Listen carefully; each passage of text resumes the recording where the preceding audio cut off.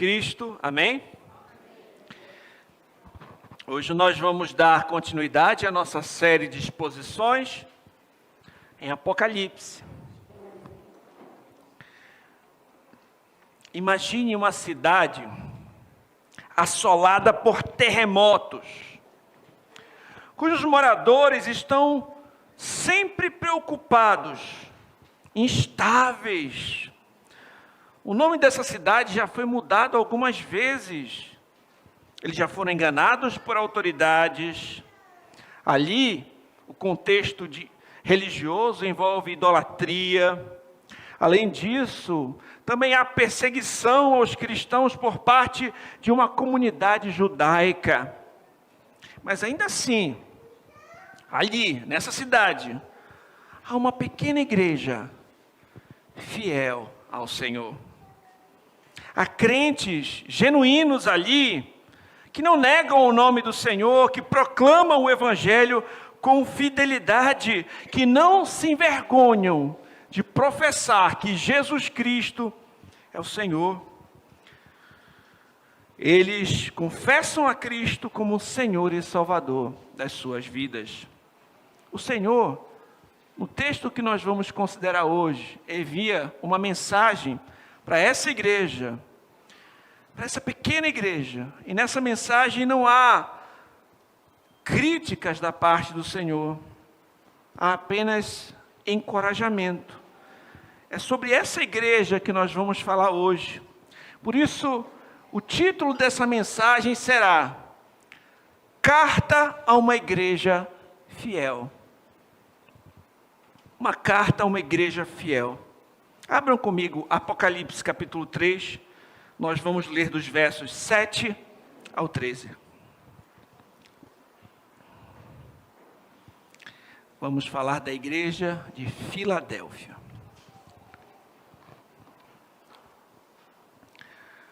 A palavra de Deus diz assim: ao anjo da igreja em Filadélfia, escreve: estas coisas diz o santo, o verdadeiro, aquele que tem a chave de Davi, que abre, ninguém fechará, que fecha, ninguém abrirá.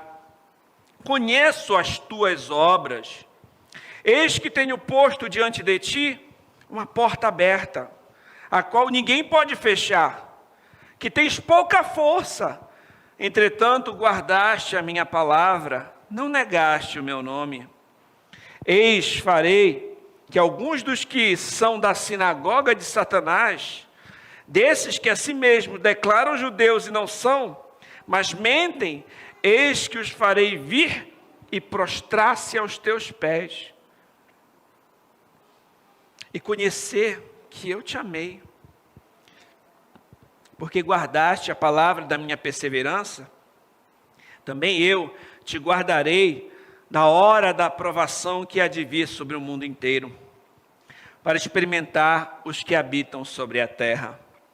Venho sem demora, conserva o que tens, para que ninguém tome a tua coroa. Ao vencedor falo-ei coluna no santuário do meu Deus, e daí jamais sairá. Gravarei também sobre ele o nome do meu Deus, o nome da cidade do meu Deus, a nova Jerusalém que desce do céu, vinda da parte do meu Deus, e o meu novo nome. Quem tem ouvidos, ouça o que o Espírito diz às igrejas. Vamos ao Senhor em oração. Santo Deus e Pai, nós estamos diante da Tua santa palavra, Senhor. Ela é a lâmpada para os nossos pés. Ela é luz para o nosso caminhar. Ela alimenta a nossa alma, Pai. Eu reconheço a minha total fraqueza, dependência e necessidade de Ti. E eu te peço, Senhor, usa-me como instrumento para expor com fidelidade a Tua palavra, a Tua igreja que aqui se reúne.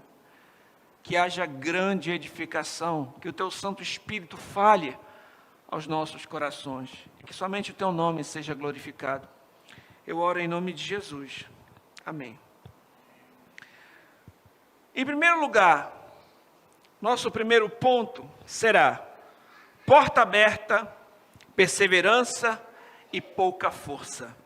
Nós vamos considerar os versos 7 e 8. Porta aberta, perseverança e pouca força. O texto começa dizendo o seguinte: ao anjo da igreja em Filadélfia, escreve, é o mensageiro daquela igreja de Filadélfia. A palavra Filadélfia significa amor fraterno. Vamos considerar um pouco daquele contexto que eu já dei um spoiler no início, na introdução. Filadélfia ficava a cerca de 50 quilômetros ao sudeste de Sardes. Filadélfia tinha um solo vulcânico extremamente fértil e adequado para a plantação de uvas. Era uma cidade próspera no aspecto agrícola, mas tinha um problema que aquela cidade enfrentava. Aquela região era propensa a terremotos. As pessoas viviam em construções que muitas vezes eram inseguras. Muitas vezes as colunas não seguravam ali as construções. Os terremotos tornavam a vida daquelas pessoas instável. Era difícil viver em Filadélfia, uma vez que ela ficava próxima ao epicentro onde aconteciam esses terremotos. Então as pessoas faziam seus planos já considerando a possibilidade de um terremoto. Não havia estabilidade. E no ano de 17 depois de Cristo, ocorreu um terremoto que devastou aquela cidade. E levou boa parte da população a viver afastada, fora da cidade, a trabalhar, então, com a agricultura. Então, por conta da destruição na cidade de Filadélfia, causada pelo terremoto, o imperador retirou a obrigação dos moradores, dos cidadãos de Filadélfia, de pagar o tributo a Roma durante 5 anos. Então, para que a cidade pudesse ser reconstruída, né, e eles tivessem condições para isso, o imperador disse: olha, por 5 anos vocês não precisam mandar os seus tributos para Roma. Em gratidão, os habitantes daquela cidade renomearam a cidade, deram o nome de Neo-Cesareia. E na década de 80, né, a cidade também recebeu um outro título, de Flávia, que correspondia à dinastia imperial. Então a gente conhece um pouquinho aqui do contexto de Filadélfia. Era uma cidade que tinha um solo fértil para a plantação de uva, uma cidade que sofria com terremotos, uma cidade que teve o seu nome trocado algumas vezes, uma cidade que não havia uma estabilidade. E o texto prossegue: estas coisas diz o santo, o verdadeiro, aquele que tem a chave de Davi, que abre, ninguém fechará, que fecha, ninguém abrirá. O Senhor se apresenta como o santo. Aqui, quando nós lemos Cristo se declarando como o santo, sugere a sua própria divindade. Ele é aquele que não tem pecado. E o termo santo é utilizado no Antigo Testamento para referir-se muitas vezes a Yahvé, o santo de Israel. É um título dado a Deus. E o Senhor Jesus Cristo também, em outras partes das Escrituras, é chamado de o santo de Deus. O Cristo é o santo, o verdadeiro, ou seja, Ele é o verdadeiro Messias de Israel. Ele é aquele que diz: eu sou o caminho, a verdade e a vida. Ele é verdadeiro, Ele é fiel, Ele não pode mentir. Em outras palavras, nós podemos confiar nele. Ele é santo, Ele é verdadeiro, e aqui o texto diz que Ele tem a chave de Davi. Nós vamos observar que isso significa que Ele tem autoridade. Um comentarista chamado Richard Brooks disse o seguinte: a tela de fundo veterotestamentária, ou seja, do Antigo Testamento, para a chave de Davi, é Isaías 22, 22. O profeta anuncia que haveria juízo sobre Sebna, o tesoureiro do rei e oficial-chefe.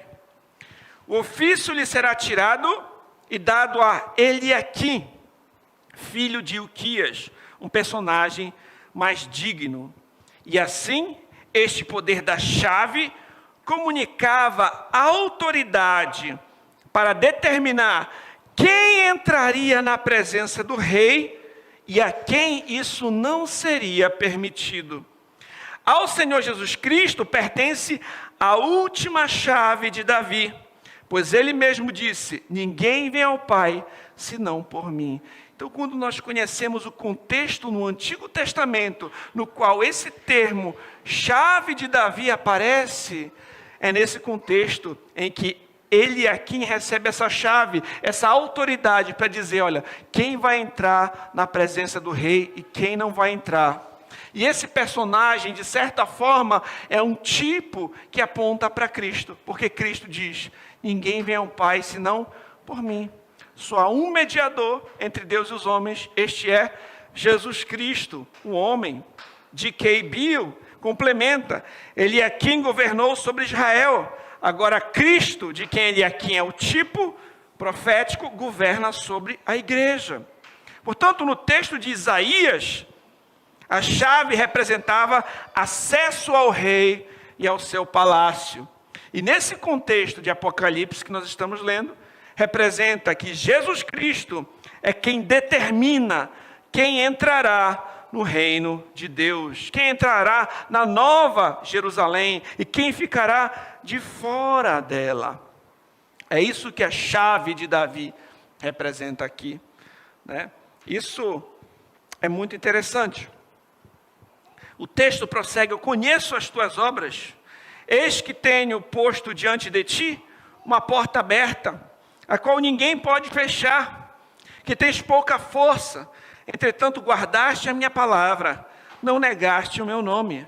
Nós observamos aqui então esse termo, uma porta aberta.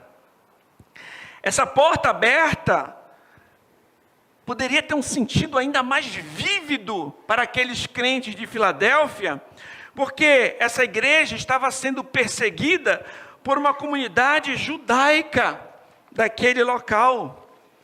Quando pesquisei sobre o assunto, eu percebi que os judeus provavelmente tinham excomungado os cristãos de Filadélfia da sinagoga, assim como isso aconteceu em todo o mundo judaico. Mas essa expressão afirma que somente Cristo, e não esses judeus, têm a autoridade. Somente Cristo tem o poder de abrir e fechar as portas do céu. Além disso, os judeus excluíram os crentes da sinagoga, mas é Cristo quem excluiria estes judeus do reino eterno de Deus, caso eles não viessem se arrepender. Então, olha o contexto. Aqueles irmãos estavam sendo perseguidos por uma comunidade judaica. E aqui Cristo diz assim, olha, eu sou santo, o verdadeiro, e que tenho a chave de Davi. Ele de fato é quem tem a chave de Davi, né? Mesmo que a sinagoga expulse os crentes, mesmo que aquela comunidade judaica persiga os crentes, é Cristo quem tem as chaves. É Cristo quem diz, são esses que entram no reino de Deus. Esses que não entram no reino de Deus. Quem tem essa autoridade é Cristo. E para aquela igreja, ele deixou uma porta aberta. Mesmo que eles fossem excluídos pelos judeus, Cristo abriu as portas para eles, do reino de Deus. Que maravilhoso, né? Em outras palavras, embora os crentes de Filadélfia tenham sido expulsos da sinagoga, Cristo tem aberto a porta para o reino que ninguém pode fechar. Além disso, as escrituras, uma porta aberta também significa, pode se referir a uma oportunidade de pregar o evangelho, de testemunhar de Cristo. Um outro teólogo chamado Simon Kistemaker disse o seguinte, em suma, Deus é soberano na obra da salvação, pois Ele fecha ou tranca as portas do serviço. E a porta que Deus abre é um estímulo para os cristãos se empenharem ativamente na obra de evangelismo e missões. Então, essa porta aberta também, em outras partes das Escrituras, também pode se referir a uma porta aberta para a pregação do Evangelho. Por exemplo, Colossenses 4:3, o apóstolo Paulo disse o seguinte: suplicai ao mesmo tempo também por nós, para que Deus nos abra a porta à palavra, a fim de falarmos do mistério de Cristo, pelo qual também estou algemado. Também observamos nas Escrituras uma porta aberta como essa oportunidade de falar de Cristo, de pregar e proclamar o Evangelho, aquilo que a igreja de Filadélfia também estava fazendo naquele contexto. Também nos é informado a respeito dessa igreja que eles têm pouca força. Aparentemente, a igreja em Filadélfia era uma igreja pequena, com pouca influência diante dos homens, mas era uma igreja fiel diante de Deus. Queridos, na lógica divina, muitas vezes as coisas não são como na lógica humana, na prática. Por quê? Nas Escrituras, nós vamos ler que muitos últimos serão os primeiros, que muitos primeiros serão os últimos. Nós lemos que o que quiser ser maior deve se tornar o menor. Nós lemos que o louco é sábio, que o fraco é forte, que o que chora é feliz, que o perseguido é abençoado, que o rejeitado é amado, que dá é melhor que receber. E essa igreja que tinha pouca força diante dos homens, era forte diante de Deus. Nem sempre aquilo que se aparenta diante dos homens é aquilo que se aparenta diante de Deus. Como a última igreja que nós vimos, né? Que tinha uma reputação perante as pessoas, mas tinha a reputação de ter vida, mas por dentro, de fato, estava morta. Nós consideramos também a perseverança dessa igreja. O texto bíblico diz: entretanto, guardaste a minha palavra, não negaste o meu nome. A despeito da sua pouca força, da sua pequenez diante das pessoas, esses irmãos perseveraram na verdade, no Evangelho de Cristo. Eles não negaram o seu nome. Pelo contrário, eles honraram, confessaram a Cristo e proclamaram o Evangelho, apesar de toda aquela perseguição. Aqui, eu convido você a imaginar uma coisa. Imagina uma pequena igreja, com poucos recursos, poucos membros, enfrentando um contexto difícil, de pressões, de perseguições, mas que tem permanecido fiel ao Evangelho. Pode ser que essa pequena comunidade seja desprezada diante das pessoas, mas ela seja valorizada diante do Senhor. Nós não devemos desprezar os humildes começos. Queridos, a nossa própria igreja local, por exemplo, começou em uma garagem, enfrentou muitas lutas até aqui, e nós oramos ao Senhor para que Ele continue fazendo nós perseverarmos de forma fiel até o fim. Nós não podemos desprezar os humildes começos. E aqui nós fazemos algumas reflexões sobre esse começo, esse primeiro ponto. Em primeiro lugar, nós vimos que Cristo é quem tem as chaves do reino. É Ele que abre e fecha as portas. É somente Ele que nos dá acesso à presença de Deus. É Ele que é o mediador entre Deus e os homens. Isso é, somente por meio de Jesus nós temos acesso a Deus. E você que me ouve, já confia em Cristo como Senhor e Salvador da sua vida?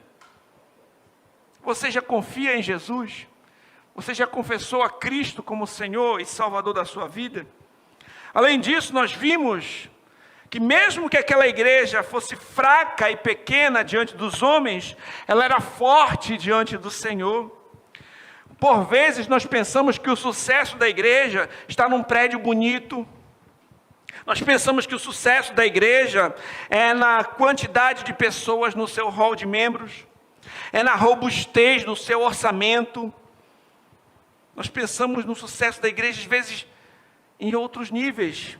Todavia, o sucesso da igreja é permanecer fiel a Deus, independente das circunstâncias. É permanecer fiel. Você tem essa mentalidade, nós como igreja temos essa mentalidade. Nós temos buscado ser fiéis ao Senhor. É a palavra dele que norteia as nossas vidas e as nossas decisões como igreja. As nossas prioridades são as prioridades que encontramos na palavra do Senhor para tomarmos as nossas decisões. Fica a reflexão. Apesar da sua fraqueza de enfrentar perseguições, aquela igreja guardou a palavra, não negou a Cristo, pelo contrário, ela proclamou o Evangelho. E aqui eu faço uma reflexão para nós, e nós que temos passado por condições mais favoráveis, e nós temos aproveitado a oportunidade de evangelizar outras pessoas. Queridos, o final do ano está chegando, e eu convido você a fazer uma reflexão. Faça um balanço, uma análise. Ao longo desse ano, com quantas pessoas você compartilhou o Evangelho? Você tem ajudado outros a serem seguidores de Cristo? Você tem intencionalmente caminhado com alguém? Você tem participado ativamente da grande comissão? Você tem feito discípulos de Cristo? Avalie a si mesmo. A evangelização, meus irmãos, não é um trabalho apenas do pastor. A evangelização não é um trabalho apenas de um grupo de missionários em tempo integral, mas é uma missão da igreja, de toda a igreja. A evangelização, meus irmãos, deve fazer parte da cultura da nossa igreja, deve fazer parte do nosso estilo de vida. Aproveitemos as oportunidades que nós temos, as portas abertas para falar de Cristo, seja em nossa casa, seja com os nossos amigos, seja em algum lugar que você percebe que tem uma porta aberta para falar de Jesus. Pregue o Evangelho, proclame a palavra de Deus. Segundo ponto, proteção na provação. O texto bíblico diz: eis, farei que alguns dos que são da sinagoga de Satanás, desses que a si mesmos se declaram judeus, e não são, mas mentem, eis que os farei vir e prostrar-se aos teus pés, e conhecer que eu te amei. A comunidade judaica daquele contexto rejeitava a Cristo e perseguia a igreja de Filadélfia. Ela é descrita pelo Senhor como sinagoga de Satanás, com pessoas que declaram a si mesmos judeus, mas que não eram de verdade. Eles estavam se comportando como agentes de Satanás, quando eles procuravam destruir a igreja e perseguir os cristãos. Ou seja, esse grupo odiava Cristo e odiava os crentes. Eles são chamados aqui de sinagoga de Satanás. O Joel Bick explica a promessa que o Senhor faz aqui, quando diz que os farei vir e prostrar-se aos teus pés, e conhecer que eu te amei. Ele diz, essa promessa que o Senhor fez a Israel entre as nações, a gente vê lá em Isaías 45:14 e outros textos, ironicamente é aplicada aqui aos cristãos, com respeito aos judeus incrédulos. Aqueles que perseverarem na fé em Jesus Cristo são verdadeiro Israel espiritual. Receberão honra que Deus prometeu ao seu antigo povo. Então, o verdadeiro Israel é aqueles que têm a fé de Abraão, não simplesmente a linhagem física, mas que creem de fato em Cristo, no Messias de Israel, que é Jesus Cristo, né? Então, aquelas promessas que foram feitas aqui no Antigo Testamento estão sendo feitas agora para o verdadeiro Israel, ou seja, aqueles que creem no Senhor. E o texto prossegue: porque guardaste a palavra da minha perseverança, também eu te guardarei da hora da provação que há de vir sobre o mundo inteiro, para experimentar os que habitam sobre a terra. Esse texto aqui é um texto que envolve um pouco de polêmica, porque existem algumas linhas, geralmente dispensacionalistas, que utilizam esse texto para dizer que acontecerá um rapto, né, um arrebatamento secreto, né, que como se o Senhor fosse arrebatar as pessoas antes da tribulação e os crentes não participariam da tribulação por conta disso. Mas eu entendo que não é isso que o texto está falando. O único lugar no Novo Testamento que a expressão aqui traduzida como eu te guardarei é encontrado na oração sacerdotal de Jesus. O Senhor Jesus disse em João 17,15: não peço que os tires do mundo, e sim que os guardes do mal. O termo é o mesmo. Que os guardes do mal. Não peço que os tires do mundo, que os guardes do mal. É provável que o significado deste texto diga respeito à paz em meio às tribulações, a serem guardados fiéis, vivos espiritualmente, mesmo em meio a grandes tribulações. Isto é, o Senhor garante uma proteção espiritual.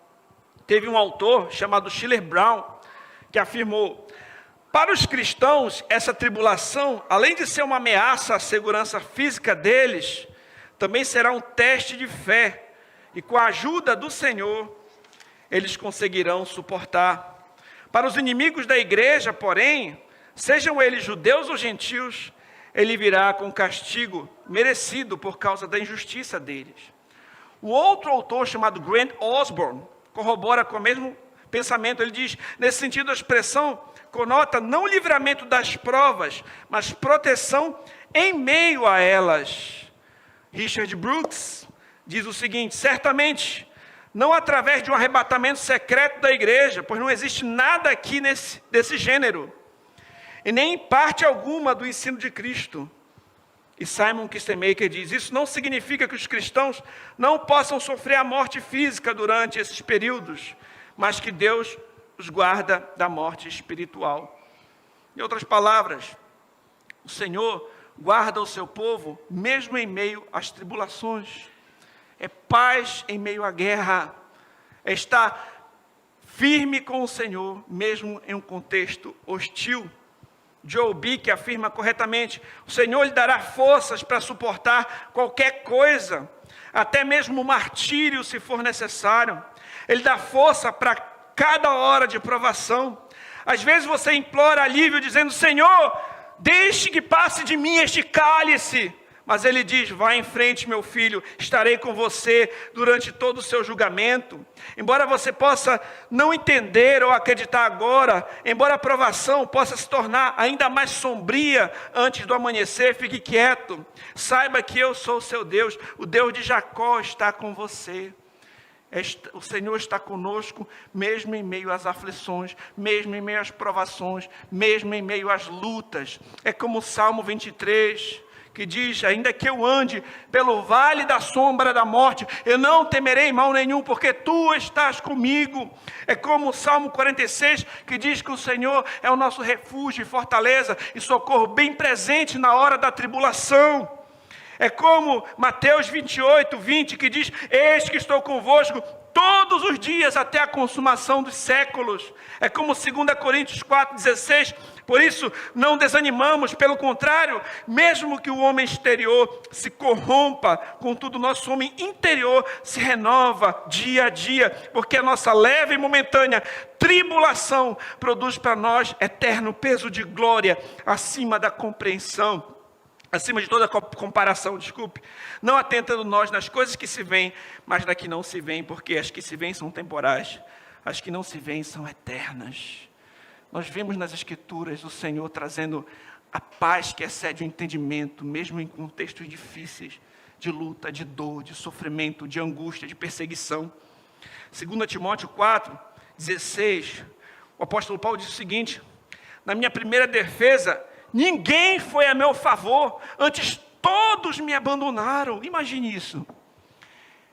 Ele, por amor a Cristo, está preso, está tendo que ser julgado, ele vai se defender, e ele vai olhar e procurar ali os seus parceiros. Quando ele olha, tem ninguém, todos o abandonaram. As pessoas com certeza ficaram com medo. E ele diz assim, que isso não lhe seja posto em conta. Ele foi se defender, não tinha ali um para testemunhar a seu favor. Mas olha o que o texto diz: mas o Senhor me assistiu, me revestiu de forças, para que por meu intermédio a pregação fosse plenamente cumprida. Todos os gentios a ouvissem, fui libertado da boca do leão. Os crentes, mesmo que passem por provações, por lutas, por dores, o Senhor está com eles, o Senhor está conosco, o Senhor conhece as nossas aflições, as nossas lutas, mesmo diante, pasmem, do martírio. Estevão, por exemplo, Estevão, cheio do Espírito Santo, pregou a palavra de Deus. Aqueles homens resolveram matá-lo, apedrejá-lo, mas ele olha para o céu, ele contempla o Senhor e é Jesus Cristo à sua destra. Ele ora pelos seus algozes e é recebido na glória. Esse é o cuidado do Senhor, mesmo diante da tribulação, mesmo diante das provações, Ele nos mantém fiéis. Nós não vamos morrer espiritualmente falando.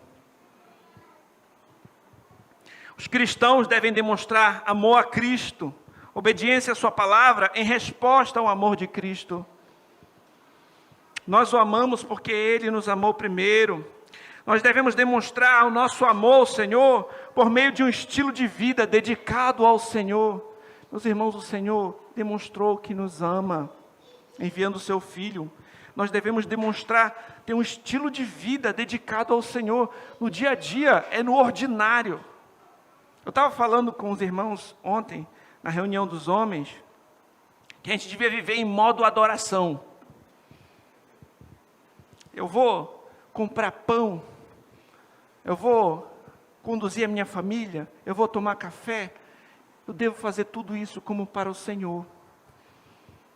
A forma como eu vou tratar o meu filho, como eu vou falar com a minha esposa, como eu vou almoçar, como eu vou resolver meus conflitos, como eu vou trabalhar, eu devo buscar fazer isso para a glória de Deus, em modo adoração.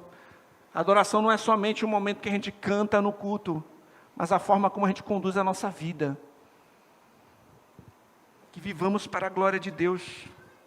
Procure portas abertas para o serviço cristão. Envolva-se no serviço cristão na sua igreja. Encontre sua força no Senhor. Persevere em fazer a vontade do Senhor. Confesse abertamente, Jesus Cristo como Senhor e Salvador. Busque ter um estilo de vida que glorifique a Deus. Envolva-se na grande comissão, proclamando o Evangelho, orando para que outros sejam ganhos por Cristo. Ore pelos seus familiares que ainda não conhecem o Senhor. Aproveita agora que vai ter o Natal. Geralmente as famílias se reúnem. Olha, tem ali um monte de panfletinho do Paul Walsh que a gente entrega para os visitantes. Pega um, dá para uma pessoa, dá para um amigo. Alguém dá uma abertura para falar do significado do Natal. Prega o Evangelho, fala de Cristo. Nasceu o Redentor, Jesus Cristo, o Senhor, o nosso Salvador. Fale da salvação em Cristo. Aproveite as oportunidades. Dá uma Bíblia de presente para um amigo. Um livro em que o Evangelho é explicado, exposto. Mande uma mensagem para alguém. Faça alguma coisa. Participe da grande comissão. Não desista de amigos difíceis ou pessoas que parecem endurecidas. Pode ser que essa semente venha a frutificar quando você menos esperar. Meus irmãos, Na nossa classe de novos membros, tem uma senhora que ela compartilhou um testemunho tocante conosco. Ela tinha ganhado uma Bíblia da sua filha há muitos anos, e ela nunca tinha lido essa Bíblia. A sua filha partiu para o Senhor, era uma crente. E ela abriu a Bíblia e tinha uma carta da sua filha, falando do Senhor para sua mãe. E ela caiu em lágrimas, arrependida porque ela não tinha lido a Bíblia até ali, mas que agora ela estava decidida, dedicada a seguir a Cristo, e ela vai se batizar no próximo batismo. Aquela irmã ficou orando anos e anos pela sua mãe, dando a Bíblia. Ela está na glória, mas a sua mãe está na igreja. Às vezes a gente desiste, né? Não desista, continua orando, continua semeando, dá uma Bíblia, dá um presente, dá um livro. Plante a semente, deixe o resultado com o Senhor. Queridos, diante das aflições, das tribulações que enfrentamos nesse mundo, nós temos que nos apegar ao Senhor. Ele está conosco, Ele conhece as nossas lutas, Ele nos fortalece, Ele é o nosso escudo, Ele é a nossa fortaleza, Ele é o nosso castelo forte, Ele é o nosso socorro bem presente na hora da angústia.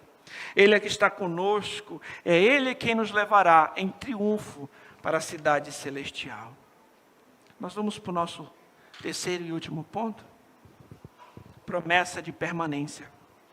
O texto diz: venho sem demora, conserva o que tens, para que ninguém tome a tua coroa. Ao vencedor, falo-ei coluna no santuário do meu Deus. Daí jamais sairá. Gravarei também sobre ele o nome do meu Deus, o nome da cidade do meu Deus, a nova Jerusalém, que desce do céu, vinda da parte do meu Deus, e o meu novo nome. Quem tem ouvidos, ouça o que o Espírito diz à igreja. Meu Senhor disse: venho sem demora.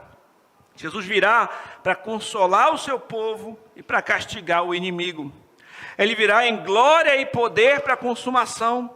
Todavia, ele também vem para socorrer o seu povo por meio do Espírito diante das provações.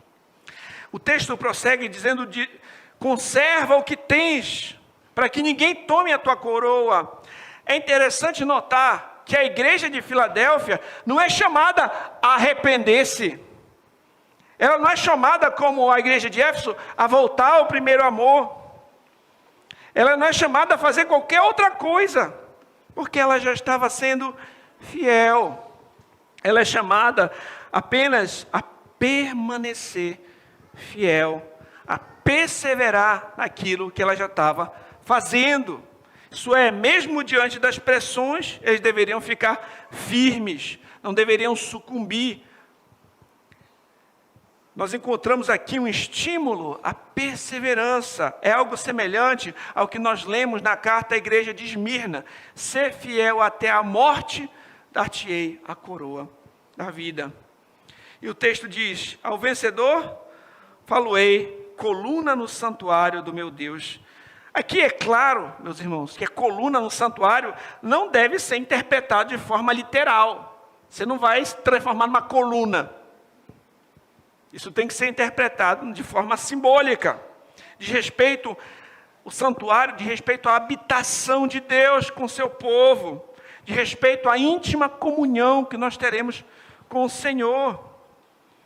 Em meio a uma cidade, no contexto de Filadélfia, sujeita a terremotos que derrubavam as construções e causavam grande instabilidade, os crentes deveriam ter recebido muito bem essa mensagem, de que eles seriam como colunas, ou seja, eles permaneceriam firmes, de pé, para sempre. Em outras palavras, eles teriam estabilidade, firmeza, perene junto ao seu Senhor. Essas pessoas que passavam a sua vida toda com medo de catástrofes, de terremotos, encontrariam segurança eterna no Senhor. Colunas firmes, estáveis, para sempre com o Senhor. E o Senhor também fala: gravarei sobre ele o nome do meu Deus, o nome da cidade do meu Deus, né? A Nova Jerusalém. Então, de forma semelhante, para aquela cidade, cujo nome já havia mudado algumas vezes, após a isenção de impostos, mudou para Nova Cesareia, posteriormente foi chamado de Flávia, para homenagear o imperador. Para aqueles crentes, deve ter sido impactante a promessa de que eles teriam o seu nome, o nome do Senhor, inscrito neles. O nome da cidade de Deus, da Nova Jerusalém. Isso demonstra, meus irmãos, o quê? Que eles pertencem ao Senhor, são seus filhos, que eles têm acesso ao Senhor e que eles são cidadãos da cidade celestial. Quem tem ouvidos, ouça o que o Espírito diz às igrejas. E o texto encerra de forma semelhante as mensagens das outras 7 igrejas. Isto é, nós devemos prestar muita atenção àquilo que o Espírito diz às igrejas. Essa mensagem deve estar gravada nos nossos corações. Aqui, quando eu observo, que eles estariam para sempre no santuário do Senhor como colunas, recebendo o nome do Senhor, o nome da cidade do Senhor, eu lembro do Salmo 27, 4, que diz assim: uma coisa peço ao Senhor, e a buscarei, que eu possa morar na casa do Senhor todos os dias da minha vida, para contemplar a beleza do Senhor e meditar no seu templo. Oh, meus irmãos, que desejo de estar na presença de Deus nós deveríamos nutrir, nós deveríamos ter. Será que nós temos esse desejo? O Senhor é para nós como um castelo forte. Em meio ao ataque inimigo, Ele nos protege, Ele que nos guarda. É como uma ponte em meio às águas turbulentas. Ele que nos traz essa segurança, essa firmeza. E eu pergunto a você: aonde você procura a sua segurança? Aonde você procura a sua estabilidade? O que você almeja alcançar na sua vida? Queridos, que a nossa segurança esteja em Deus. Que assim como o salmista, nosso desejo seja estar na presença de Deus para sempre. Às vezes a gente está correndo atrás do vento. Às vezes a gente está gastando toda a nossa energia em coisas que vão passar. Mas o Senhor tem um tesouro eterno para nós. E que comecemos a desfrutar desse privilégio aqui e plenamente desfrutemos no porvir. Para concluir, eu gostaria de relembrar algumas coisas que eu disse hoje, que nós vimos. Em primeiro lugar, para quem está anotando os pontos, primeiro ponto: porta aberta, perseverança e pouca força. Nós vimos que o Senhor conhece as obras daquela igreja, que é Ele quem tem a chave de Davi, que Ele abriu uma porta para eles entrarem no reino e para proclamarem o evangelho do rei. Nós vimos que o Senhor sabe que apesar da sua pouca força, aqueles irmãos têm perseverado fiéis, guardado o evangelho, confessado a Cristo e proclamado a Cristo. E que essa igreja seja um exemplo para nós, que também venhamos aproveitar as portas abertas pelo Senhor para proclamar as boas novas de Jesus Cristo. Segundo, proteção na provação. Nós vimos que o Senhor sabia da perseguição sofrida por eles, por parte da comunidade judaica, daquele contexto. Nós vimos que o Senhor promete estar com os crentes mesmo em meio à provação, e que até mesmo aqueles que perseguiram os crentes conheceriam que Cristo os ama. Ele está conosco mesmo em meio às nossas tribulações. Ele cuida de nós, Ele nos ama. O Senhor conhece as nossas lutas, o Senhor conhece as suas lutas. Ele sabe das suas aflições, das nossas aflições. Ele está conosco mesmo nos momentos mais difíceis. Oremos até mesmo por aqueles que nos perseguem. Quem sabe, em um momento oportuno, aqueles que, como Saulo, que perseguiam a igreja, podem vir a tornar-se crentes, servos, como Paulo, o missionário. E terceiro e último lugar, a promessa de permanência. Nós vimos que aqueles crentes deveriam perseverar em sua fé. Eles que viviam em uma situação instável fisicamente, encontrariam estabilidade no Senhor. Aqueles que viviam em uma cidade que mudou de nome várias vezes, teriam o nome do Senhor e da sua cidade inscritos neles mesmos. Em outras palavras, eles pertenceriam ao Senhor e seriam cidadãos da cidade celestial. Nós vimos que devemos estar atentos à mensagem que o Espírito envia às igrejas. Então, meus irmãos, independente da instabilidade que encontrarmos no mundo, na política, nas finanças, na saúde, nas circunstâncias, nós encontramos estabilidade e permanência no Senhor. Nós devemos desfrutar da comunhão com Deus aqui, permanecer fiéis a Ele em nossa jornada e desfrutar de íntima e eterna comunhão com Ele no porvir, juntos com todos os cidadãos da cidade celestial. Aqui, meus irmãos, nós somos como peregrinos. A nossa pátria ainda não é aqui, mas lá nós seremos como colunas no santuário de Deus. Lá permaneceremos para sempre. Por fim, uma mensagem clara que aprendemos com a igreja de Filadélfia é que Deus está mais interessado em nossa fidelidade do que em nosso sucesso. Aparente, né? Sejamos fiéis ao Senhor e à sua palavra até o fim. A nossa breve e momentânea tribulação não tem como se comparar com a glória que nós desfrutaremos no porvir. Nós desfrutaremos de comunhão perene com Ele e com o seu povo, como cidadãos da Nova Jerusalém, a cidade celestial. Oremos. Pai, eu te agradeço pela tua palavra, que traz tanto consolo, esperança, que nos admoesta, que nos ensina, nos corrige e nos dá, Senhor, esse vislumbre do porvir. Que essa palavra esteja gravada em nossos corações, para não pecarmos contra Ti, que sejamos fiéis até a morte e receberemos, Senhor, a coroa da vida. Te agradeço pela Tua palavra, que não sejamos só ouvintes, mas praticantes dela. Eu oro em nome de Jesus. Amém.